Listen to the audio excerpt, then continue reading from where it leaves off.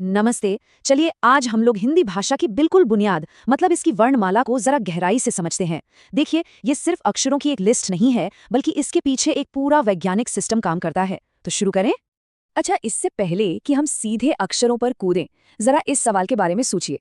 क्या हो अगर मैं कहूं कि एक वर्णमाला सिर्फ अक्षर नहीं बल्कि आवाज के लिए एक बहुत ही सलीके से बनाया गया एक आर्किटेक्चरल डिजाइन जैसा है। बस इसी ढांचे को आज हम समझने वाले हैं। और इस पूरे ढांचे का सबसे जरूरी शब्द है वर्णमाला। जैसा कि इसकी परिभाषा में ही लिखा है, ये सिर्फ अक्षरों का कलेक्शन नहीं बल्कि एक व्यवस्थित समूह है। पता है, यही जो सिस्टम है ना, यही हिंदी को उसकी लॉजिकल और सटीक ध्वनि देता है। इसीलिए इसे सीखना काफी आसान हो जाता है।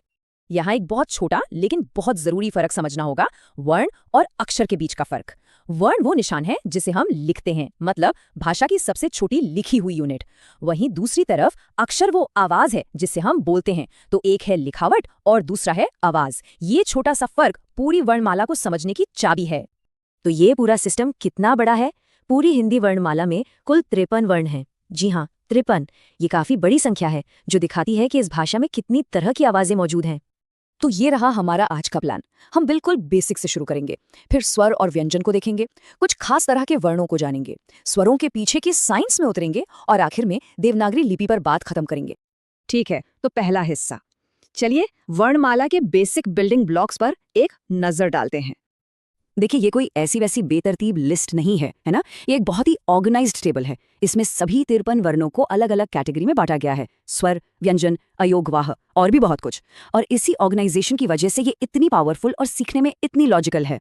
तो अब जब हमने पूरा स्ट्रक्चर देख लिया है, तो चलिए अब इसके दो सबसे मजबूत पिलर्स पर फोकस करते हैं, स्वर और व्यंजन। तो भाई, स्वर और व्यंजन में आखिर फर्क क्या है? सिंपल है। स्वर एकदम आजाद है, उन्हें बोलने के लिए किसी की जरूरत नहीं पड़ती। लेकिन व्यंजन बेचारे अपने आप में अधूरे हैं, उन्हें पूरी तरह से बोलने के लिए एक स्वर के सहारे की जरूरत पड़ती ही है। ये हैं हिंदी के 11 बेसिक स्वर।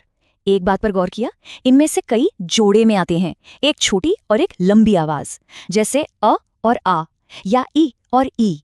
ये भी इसकी वैज्ञानिक बनावट का एक और सबूत है। और ये रहा व्यंजनों का सबसे बड़ा राज। क के नीचे वो छोटी सी लाइन देख रहे हैं, उसे हलंत कहते हैं। इसका मतलब है कि ये एक आधी आवाज है। ये तब तक पूरी नहीं होती जब तक इसमें अ जैसा कोई स्वर न जुड़ जाए, और जब ये दोनों मिल जाते हैं तब जाकर क की पूरी आवाज बनती है। हर एक व्यंजन इसी नियम पर काम करता है। तो अब जब बेसिक समझ आ गए हैं, तो चलिए उन खास वर्णों की तरफ चलते हैं जो वर्णमाला को और भी दिलचस्प बनाते हैं।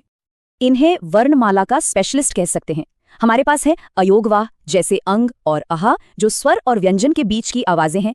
फिर आते हैं संयुक्त व्यंजन, जो दो व्यंजनों को मिलाकर बनते हैं। इनके बारे में अभी बात करेंगे। उत्क्षिप्त व्यंजन, जैसे ड और र, एक खास फ्लैप वाली आवाज निकालते हैं, जैसे सड़क या पढ़ाई में। हर किसी का अपना एक खास काम है। चलिए देखते हैं कि ये जो कंपाउंड कॉन्सोनेंट्स हैं, मतलब संयुक्त व्यंजन, ये असल में बनते कैसे हैं। हम एक बनाकर देखते हैं, स्टेप बाय स्टेप। तो हम दो बेसिक व्यंजनों से शुरुआत करते हैं। एक है क की आधी आवाज और दूसरी है श की पूरी आवाज। और जब ये दोनों मिल जाते हैं तो एक बिल्कुल नया वर्ण और एक नई आवाज बन जाती है, क्ष। ये तो जैसे अक्षरों का अलजीब्रा हो गया, जहां दो आवाजें मिलकर कुछ नया ही बना देती हैं। अब जरा स्वरों के पीछे की साइंस को समझते हैं। हमने 11 स्वर तो देख लिए, लेकिन मजे की बात यह है कि उन्हें कई तरीकों से क्लासिफाई किया जा सकता है। चलिए जरा और गहराई में चलते हैं। इन्हें बांटने का पहला तरीका है उच्चारण में लगने वाला टाइम। हमारे पास ह्रस्व स्वर हैं जो छोटे होते हैं, फिर हैं दीर्घ स्वर जिनमें 2 गुना टाइम लगता है, और प्लुत स्वर जिनमें 3 गुना टाइम लगता है। ये अक्सर संस्कृत में इस्तेमाल होते हैं। अगला तरीका इस बात पर निर्भर करता है कि आवाज निकालते समय जीभ का कौन सा हिस्सा इस्तेमाल हो रहा है। क्या वो जीभ का अगला हिस्सा है, बीच का है या पिछला? इससे तय होता है कि कौन सा स्वर निकलेगा। कमाल की प्रिसिजन है ना? और आखिर में हम स्वरों को इस आधार पर भी बांट सकते हैं कि उन्हें बोलते समय मुंह कितना खुला या बंद है। विवृत मतलब पूरा खुला और समृत मतलब लगभग बंद। ये आवाजों का एक बहुत ही सटीक सिस्टम है। अभी तक हम आवाजों पर ही फोकस कर रहे थे। अब चलिए उन सिंबल्स, उन निशानों की बात करते हैं जो इन आवाजों को कागज पर उतारते हैं। किसी भाषा को लिखने के सिस्टम को लिपि कहते हैं, और हिंदी भाषा के लिए वो लिपि है देवनागरी। देवनागरी ही वो स्क्रिप्ट है जो वर्णमाला की इन सभी आवाजों को एक शक्ल देती है। पर मजे की बात यह है कि यह हमेशा से ऐसी स्टैंडर्ड नहीं थी। 1985 से पहले लिखने के कई अलग अलग तरीके थे। ये तो 1985 में केंद्रीय हिंदी निदेशालय के मानकीकरण यानी स्टैंडर्डाइजेशन के बाद हुआ कि हमें वो एक जैसी स्टैंडर्ड लिपि मिली जिसे हम आज इस्तेमाल करते हैं। इससे पूरे देश में कम्युनिकेशन काफी साफ हो गया। तो यहाँ एक आखिरी सवाल छोड़कर जा रहा हूँ।